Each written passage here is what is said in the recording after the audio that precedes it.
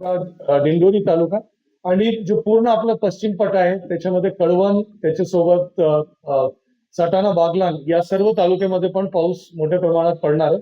परंतु extreme heavy rainfall जो आहे शॉर्ट ड्युरेशन मध्ये ज्यांना आपण क्लाउड बस्ट म्हणतो त्याच्या जो अंदाज आहे ते बेसिकली त्र्यंबकेश्वर, इगतपुरी आणि नाशिक या जो नाशिक शहराचे जो पश्चिम भाग आहे त्या ठिकाणी दर्शवण्यात आलेला आहे.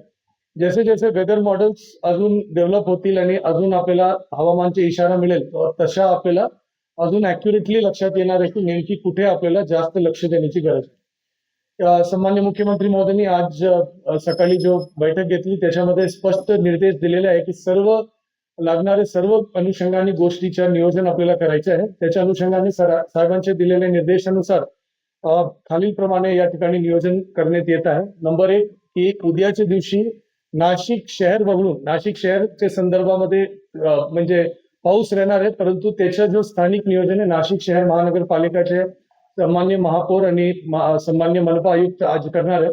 परंतु नाशिक शहर बघून जो उर्वरित ग्रामीण भाग आहे नाशिक तालुक्याचे इगतपुरी तालुका आणि त्र्यंबकेश्वर तालुका या 3 तालुक्यामध्ये सर्व जो आठवडी बाजार असेल, शाळा असेल, कॉलेजेस असेल या सगळे उद्याच्या दिवशी बंद राहणार आहे.